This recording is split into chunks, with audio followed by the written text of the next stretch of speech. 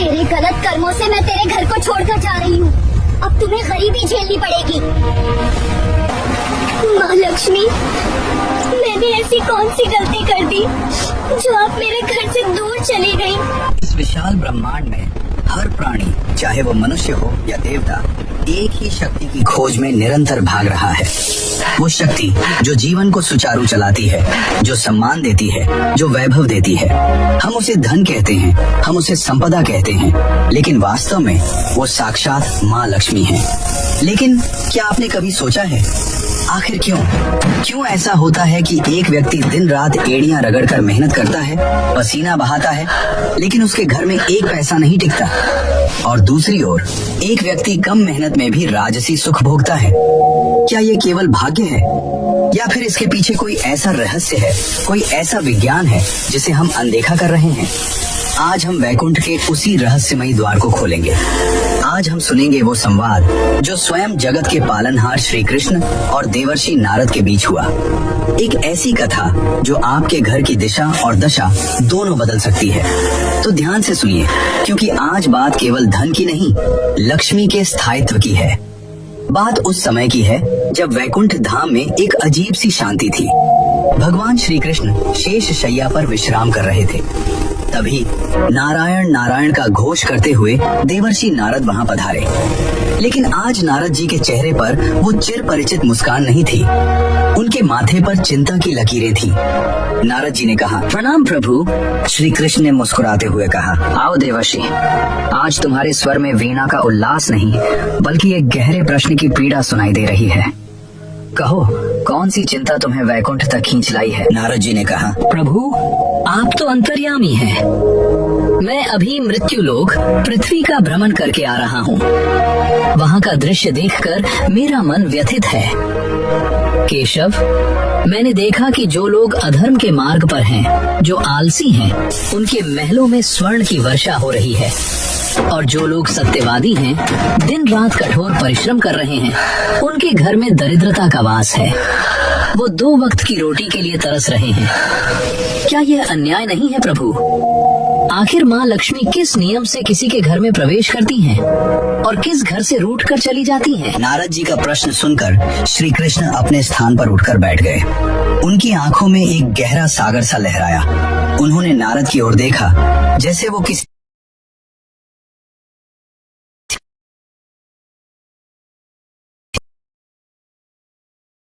आचरण है। माँ लक्ष्मी चंचला है, वे कहीं भी टिक सकती हैं, लेकिन वे प्रवेश कहाँ करेंगी ये उस घर के वातावरण और वहाँ रहने वाले लोगों की आदतों पर निर्भर करता है। परिश्रम केवल धन कमाने का साधन है, लेकिन लक्ष्मी को घर में रोकने का साधन संस्कार है। तुम्हें समझाने के लिए मैं तुम्हें एक प्राचीन घटना सुनाता हूँ। ये कहानी है सुमेरु नगर की। इसे ध्यान से सुनना नारद, क्योंकि इसमें ही तुम्हारे प्रश्न का उत्तर छिपा है। श्री कृष्ण ने कहानी सुनाते हुए कहा, सुमेरु नगर के व्यस्त बाजार के एक ही मोहल्ले में 2 बड़े घर थे। एक घर धनंजय का था, जो उस नगर का सबसे बड़ा और व्यस्त व्यापारी माना जाता था। धनंजय के लिए समय ही धन था, पर उसके लिए धन केवल तिजोरी भरने का साधन था। वो सूरज की पहली किरण निकलने से पहले ही अपनी तिजोरी और हिसाब किताब की पुरानी बहियों में खो जाता था। उसके चेहरे पर कभी मुस्कान नहीं होती थी, बस चिंता की गहरी लकीरें रहती थी। वो जब खाना खाता तो उसकी नजरें सामने रखे भोजन पर नहीं, बल्कि मुनाफे के आंकड़ों पर होती थी। वो अपनी पत्नी और बच्चों से भी केवल पैसों की बर्बादी पर बात करता। उसके पास अपार धन तो था, पर उस धन का आनंद लेने के लिए उसके जीवन में शांति का एक कतरा भी नहीं था। दूसरी ओर उसका पड़ोसी विनीत था। विनीत भी एक परिश्रमी व्यापारी था, लेकिन उसके जीवन की गति में एक सुंदर ठहराव और लय थी। वो अक्सर कहता था कि कर्म करना हमारे हाथ का काम है, लेकिन उस कर्म का फल भगवान का प्रसाद है। वो शाम होते ही अपनी दुकान पूरी गरिमा के साथ बंद करता, घर आकर बच्चों के साथ खेलता, अपनी पत्नी के साथ बैठकर भविष्य की योजनाएं बनाता और हर शाम संध्या वंदन करना कभी नहीं भूलता था। अपनी आय का एक निश्चित हिस्सा वह गुप्त रूप से अनाथालय और बीमारों की सेवा में दान कर देता था। लोग कहते थे कि विनीत भले ही धनंजय जितना अमीर न हो, पर उसके चेहरे पर जो तेज और मुस्कान है वह धनंजय की करोड़ों की दौलत से भी कहीं अधिक कीमती है।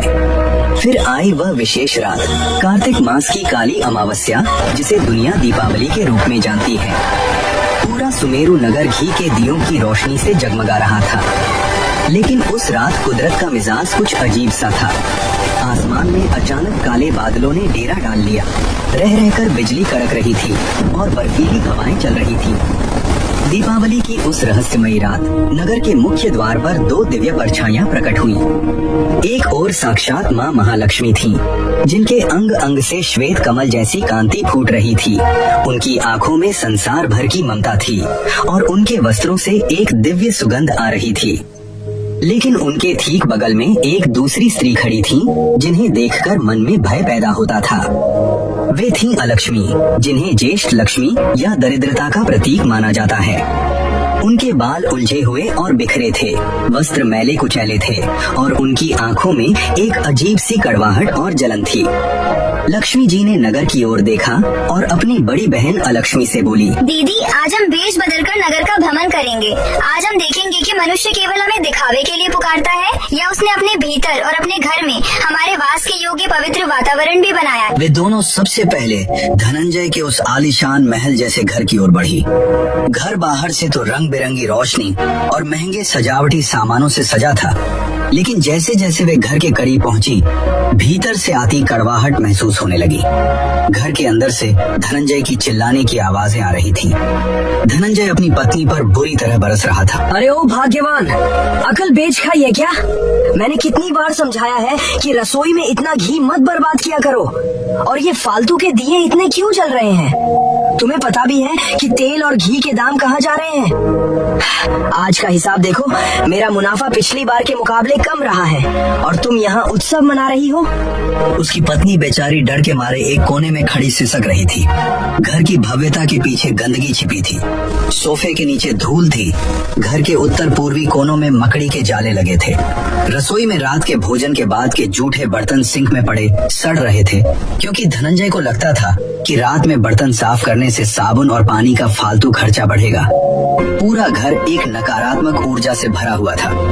तभी दरवाजे पर एक तेज खटखटाहट हुई। धनंजय ने गुस्से में पैर पटकते हुए दरवाजा खोला।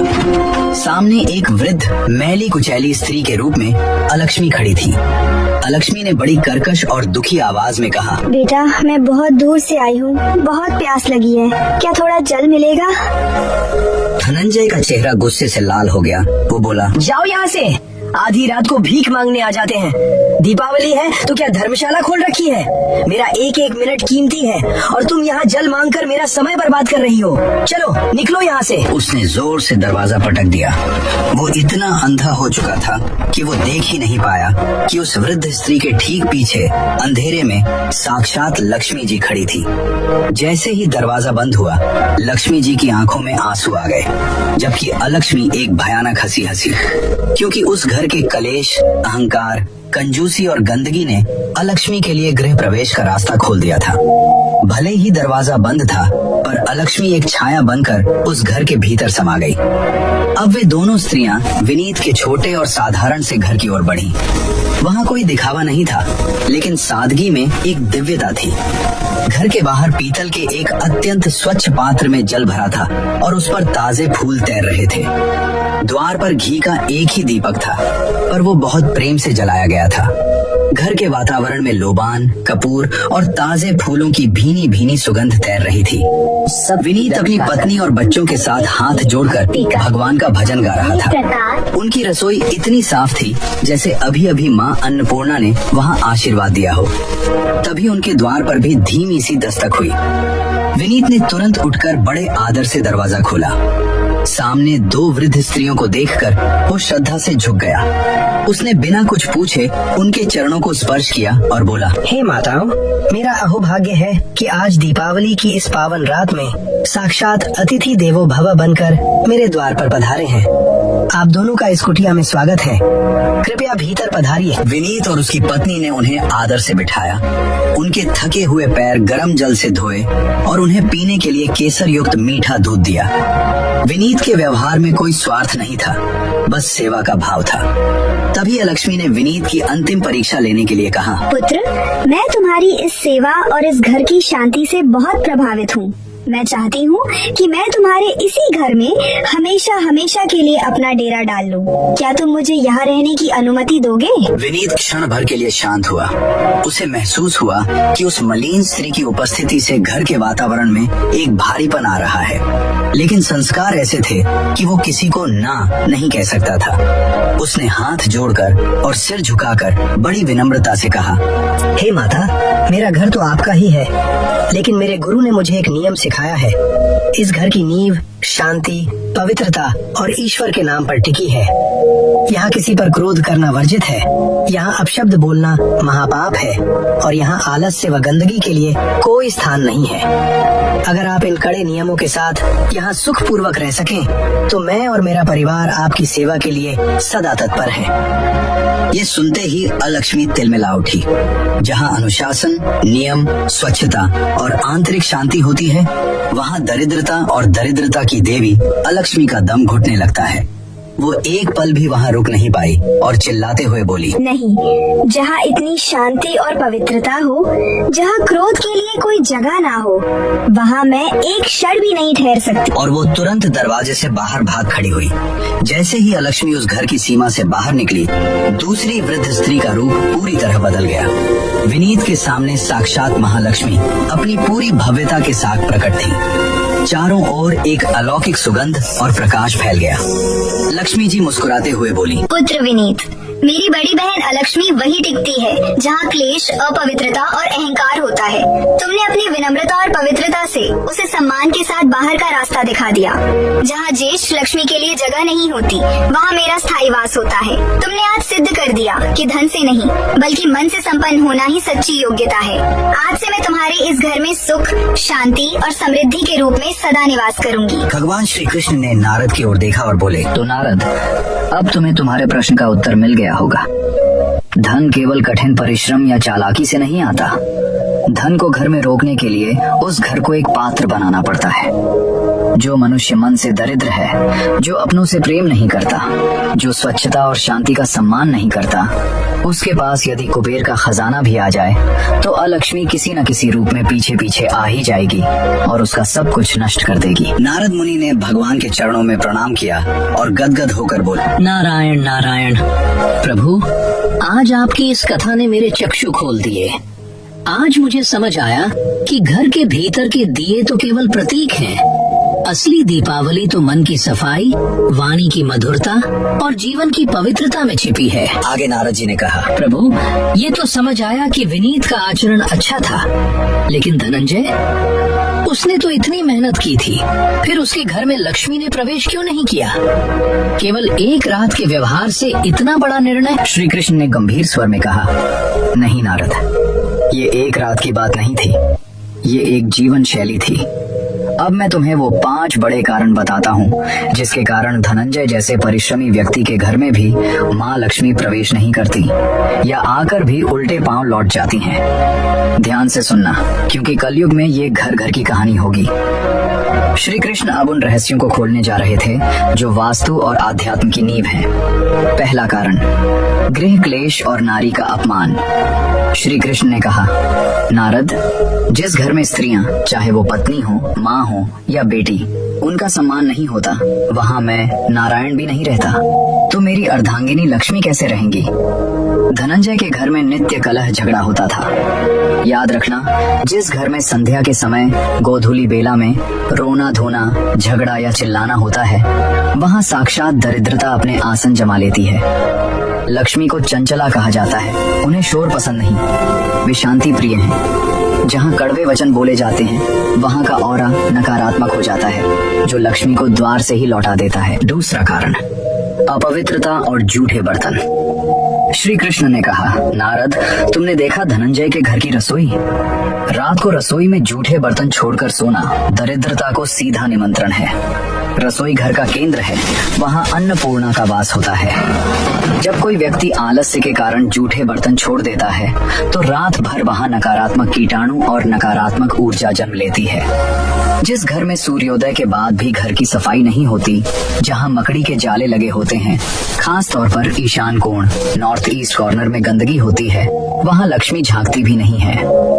तीसरा कारण, संध्या काल में निद्रा और मैथुन। श्री कृष्ण ने कहा, धनंजय और उसके जैसे कई लोग सूर्य अस्त के समय शाम को सो जाते हैं। नारद, शास्त्रों के अनुसार सूर्यास्त का समय देवताओं के भ्रमण का समय होता है।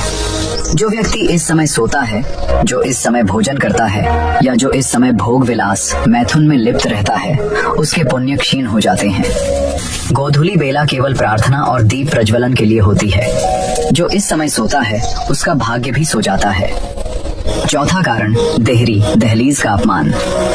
श्री कृष्ण ने कहा, आजकल लोग अपने घर की दहलीज का महत्व भूल गए हैं। जिस घर की देहरी टूटी फूटी हो या जिस घर के लोग देहरी पर बैठकर भोजन करते हैं या देहरी पर पैर रखकर खड़े होते हैं, वहाँ लक्ष्मी कभी प्रवेश नहीं करती। मुख्य द्वार ही लक्ष्मी का प्रवेश मार्ग है।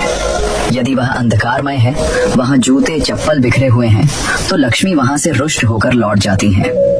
विनीत के घर के द्वार पर दीपक था और स्वच्छता थी, इसलिए लक्ष्मी खींची चली आई। पांचवा और सबसे मुख्य कारण, अन्न और नमक का अनादर। श्री कृष्ण ने कहा, धनंजय को याद है नारद, उसने थाली को पैर से सरकाया था। जिस घर में अन्न का अपमान होता है, जहाँ थाली में खाना छोड़ दिया जाता है और उसे नाली में बहाया जाता है, वहाँ लक्ष्मी को बहुत पीड़ा होती है।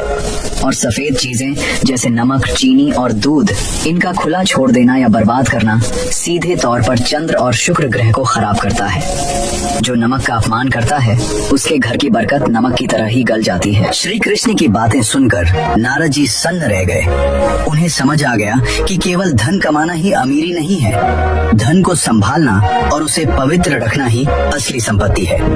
नारद जी ने कहा, प्रभु, आपने तो मेरी आंखें खोल दी। इसका अर्थ है कि धनंजय की दरिद्रता का कारण उसका भाग्य नहीं, बल्कि उसके कुसंस्कार थे। श्री कृष्ण ने कहा, बिल्कुल सत्य नारद। यदि कोई व्यक्ति कठोर परिश्रम करता है लेकिन इन नियमों का पालन नहीं करता, तो उसका धन छिद्र युक्त घड़े, छेद वाले घड़े में पानी भरने जैसा है। वो भरेगा तो सही, लेकिन टिकेगा नहीं। वो बीमारियों में, मुकदमों में या व्यर्थ के कामों में बह जाएगा। नारद जी ने पूछा, तो प्रभु उपाय क्या है? कलयुग का मनुष्य क्या करे जिससे माँ लक्ष्मी उसके घर में स्थायी रूप से निवास करे? तब श्री कृष्ण ने अंतिम उपदेश दिया, जो आज हम सब के लिए एक महामंत्र है। श्री कृष्ण ने कहा, हे नारद, यदि कोई चाहता है कि उसका घर श्री से भरा रहे, तो उसे ये 3 छोटे संकल्प लेने होंगे। पहला संकल्प, वचन की मधुरता। घर में विशेषकर पत्नी और बड़ों से बात करते समय वाणी में मिठास रखो। जिस घर में हंसी और मीठी बोली गूंजती है, वहाँ लक्ष्मी खिड़की से भी प्रवेश कर जाती हैं। दूसरा संकल्प, दान और समर्पण। अपनी कमाई का एक छोटा हिस्सा, चाहे वो 1 रुपया ही क्यों ना हो, समाज या धर्म के कार्य में लगाओ। ठहरा हुआ पानी सड़ जाता है, लेकिन बहता पानी निर्मल रहता है। धन भी वैसा ही है। तीसरा संकल्प, स्वच्छता और सुगंध। घर में कबाड़ जमा न करें। टूटी हुई घड़ियां, जंग लगा लोहा घर से बाहर फेंके और प्रतिदिन सायंकाल घर में कपूर या गूगल की सुगंध फैलाएं। सुगंधी से नकारात्मक ऊर्जा भागती है। श्री कृष्ण के इन वचनों को सुनकर नारद जी ने नमन किया और नारायण नारायण का जाप करते हुए वहाँ से प्रस्थान किया। तो श्रोताओं, ये थी वो कथा जो बताती है कि लक्ष्मी केवल नोटों की गड्डी नहीं है, वो एक ऊर्जा है, एक वाइब्रेशन है। आप कितनी भी मेहनत कर लें, अगर आपका घर कलह का मैदान है, अगर आपकी रसोई गंदी है और अगर आपकी वाणी में जहर है, तो वो महालक्ष्मी आपके द्वार तक आकर भी लौट जाएंगी। अपने घर को मंदिर बनाइए। आज ही अपने घर की देहरी साफ कीजिए, एक दीपक जलाइए और अपने परिवार के साथ प्रेम से भोजन कीजिए। देखिएगा, जिसे आप बरसों से बाहर ढूंढ रहे थे, वो समृद्धि आपके घर के भीतर ही मुस्कुराती हुई मिलेगी। जय माँ लक्ष्मी, जय श्री कृष्ण।